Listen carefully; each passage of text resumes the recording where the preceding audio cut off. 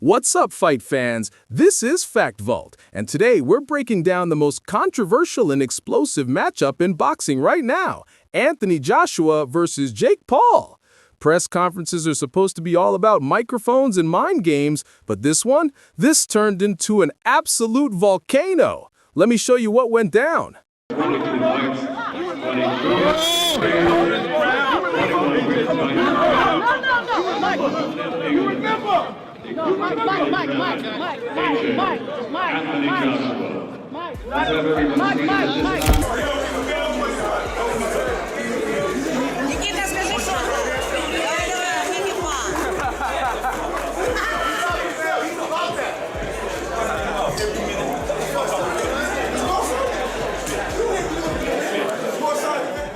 There it is. Jake Paul played his usual role, grinning, poking, pushing the line with his internet energy and disrespect.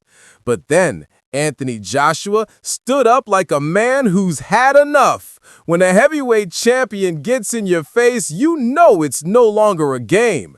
This isn't a prank channel anymore. This is heavyweight business. Listen to what AJ had to say.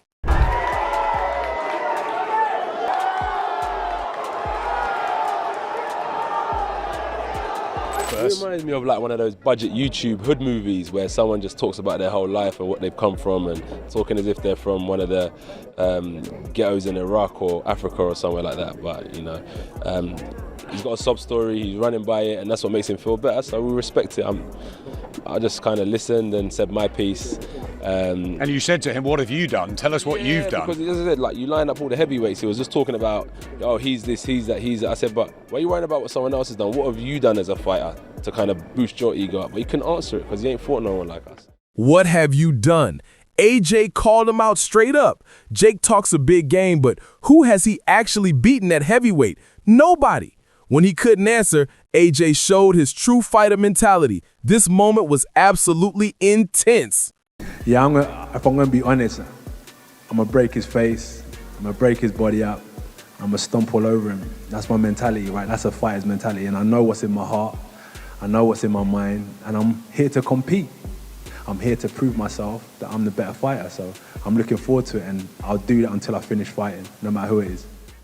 I'm gonna break his face. I'm gonna break his body up. These aren't just words. This is a promise. AJ made it crystal clear this isn't some YouTube stunt. This is real heavyweight boxing. The room suddenly felt way too small for two egos this big. Security jumped in, cameras shook, and the crowd roared like they just witnessed round zero.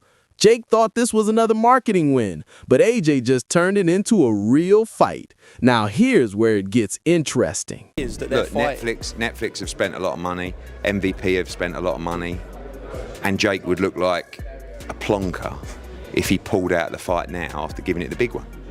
And he knows that, and this fight's happening, you know, and that they think, look, one thing I'll say is this: if there was ever a good time to fight Anthony Joshua, it's probably now, right? Coming out of what will be 14 months of inactivity. By the way, he's also been in training camp for 4 weeks or 5 weeks, the time comes around. He's having to make weight. Maybe the confidence isn't where it has been in his career. So yeah, you can start dressing it. Netflix has spent serious money. MVP has invested big. Jake can't back out now after all that talk. He looked like a complete fool. But here's the twist. Experts are saying if there was ever a good time to fight Anthony Joshua, it might actually be right now. AJ's coming off 14 months of inactivity. He's been in training camp for weeks, cutting weight, and maybe the confidence isn't where it used to be. And when a legend like Teddy Atlas starts breaking this down, you better listen. It's a choice of where people want to go to watch. It's still their choice. Before we look at all the reasons why Joshua should smash him, he's a pro fighter, two-time Olympian, two-time heavyweight champ, you know, bigger, stronger, you know, highest level of fighting at this weight class. I mean, he should destroy him like he destroyed Ngannou. And a lot of people will use that comparison. But styles make fights. And Jake Paul's not going to fight him the way Ngannou fought him. Look at how brilliantly Teddy Atlas is breaking this down. When a boxing legend says, "Don't be shocked if Jake Paul actually has a chance," you almost choke on your drink. We're suddenly sitting at the boxing family dinner table while Uncle Teddy pours hot truth on the mashed potatoes. Now, obviously, AJ should smash him. Two-time Olympic medalist, two-time heavyweight champ, bigger, stronger. But Teddy's saying styles make fights. Jake's younger, Jake's faster, and he's smarter with those contract clauses. Check out what Teddy's laying out. Where maybe Paul has some advantages. He's younger. His feet are a little faster. I know he's not at that level of a fighter, I get it. But his feet are faster. Joshua's feet are not that fast, closing gaps, getting to somebody. To hit him, even if you're better than him, you still got to get to him to hit him. Also, Joshua, last time he fought was over a year. He hasn't fought. He was basically retired. Where's his mind at? Netflix lawyers are involved like they're guarding the fate of humanity. They're not signing off on a live disaster special. Teddy's giving us a checklist of things the internet completely forgot about. Jake's younger, his feet are faster. Joshua's feet aren't that fast. Closing gaps matters even if you're the better fighter. And mentally, where's AJ at? He was basically retired. This went from circus to science experiment real quick. But there's another voice with a serious warning. Dave Allen. Listen to what this man has to say. I'm just putting it out there that before you just say, yeah, it's got to be Joshua, don't discount how smart Mr. Paul has been so far. I wouldn't count him out in the ways that I just laid it out. I reckon this kid, Jake Paul, could win an area title, definitely. I really think he could. He trains hard. I respect all of that. I respect him for what he's doing. Brilliant. He's having a go. Amazing. But he's now fighting arguably a top 3 top heavyweight of the last 10, 15 years. One, it's dangerous. We're talking like it's a real fight. The whole thing I've been doing right now is based on it's a real fight. They're both going to try and flatten each other. Dave Allen is speaking like the bartender who's heard way too many wild stories to believe anything anymore. He's staring at BoxRec like it's a crime scene file. Look at Jake's resume. YouTubers, basketball guys, retired MMA fighters. When he gets to Tommy Fury, lovely lad, but area title level at best. And now he's fighting a top 3 heavyweight of the last 15 years?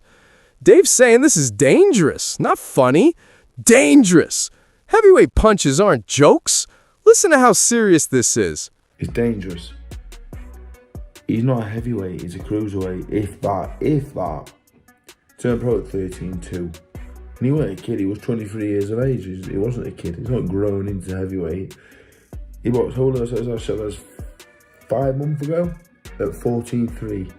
Might cut a bit of weight, might come down from 15 stone, but it's dangerous, really. It's dangerous, very dangerous, because if Anthony Joshua hits him on the chin, he will put him to sleep. Jake's not a heavyweight. He's a cruiserweight. 5 months ago, he was fighting at 13 stone. Now, he's jumped into the heavyweight division. If AJ lands clean, Jake might start wondering why the world suddenly has 2 moons. Dave isn't being hateful. He literally hopes AJ knocks Jake down, Jake gets up at 10, everyone collects their mountain of money, and we move on without a hospital visit. But the nightmare scenario? What if AJ actually hurts him badly? What happens to the sanctioning bodies, the promoters, the whole sport? This is a circus stunt that might end with paramedics. Now, finally, let's hear from Steve Bunford. This guy's been inside Jake's camp. The intrigue is there to watch it for me, yeah, I will watch it. The same way I would go to the circus to watch, to be entertained by something a bit mad. But Anthony Joshua, for taking the fight, I'm not sure. So it's a lot of money to turn down, to be fair. But if Anthony Joshua goes in there with Jake Paul, plays nicely, wins on points, takes longer than 2 or 3 rounds, reputation with the casual public, done. I'll watch it if he's holding him up and playing nicely. I'll understand. I'll watch it and think, well, he could have stopped. Joshua, he's accomplished everything in boxing, from Olympic gold medal to now a two-time undisputed heavyweight champion of the world. So I think as far as him taking this fight, if anybody deserves to go and have a fun fight like this, it is Anthony Joshua. And Jake, you know, he is kind of showing that he'll fight anyone. Steve Bunford's been eating jabs for breakfast in Jake's camp. He's saying Jake's mentality is the real wild card here. The dude genuinely believes he can beat Anthony Joshua. And trust me, things are about to get absolutely wild.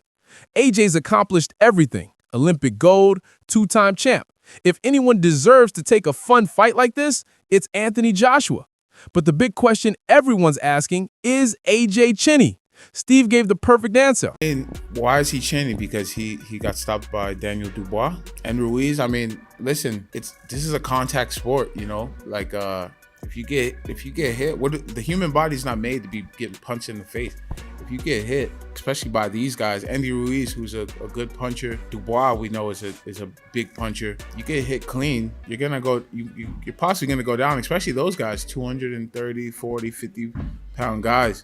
You know. Heavyweight punches are meteor strikes. Ruiz, Dubois, Klitschko, they've all put AJ down. But that doesn't mean he's weak. This is heavyweight boxing. Human bodies aren't made to take these shots. And Jake, he's got speed. He's unpredictable. But AJ's preparing for Tyson Fury next. And Jake's trying to crash that party like a wild card villain. The question isn't can Jake land, it's will he survive what lands back? Let's hear the final thoughts. You know, but I would imagine he's gonna come. He's gonna be on his P's and Q's. He knows there'll be a lot of eyes on him for this fight, so he's gonna be looking to make a statement because I think they have plans of him fighting Tyson Fury next. So I think he's gonna take this very seriously, and Jake's definitely taking it very seriously, and he's going to try to ruin the plans. So there you have it, fight fans. Anthony Joshua versus Jake Paul. This whole saga is a part blockbuster, part science experiment. Joshua turned the press conference into round zero. He's training like a king, sharpening his crown. Jake's rewriting the script with wild confidence and heavyweight sparring partners. Teddy Atlas is warning us not to ignore the sneaky variables. Dave Allen's calling it entertaining, but genuinely dangerous. And Steve Bunford saying mentality plus speed might make this way crazier than people think. At the end of the day, if AJ shows up locked in, it could be a fast good night for Jake. But if Jake survives long enough to make us raise an eyebrow, we're about to witness one of the most polarizing shockers boxing's ever seen. Now drop your prediction in the comments. Who wins? How long does it last? And is there any universe where Jake actually pulls this off?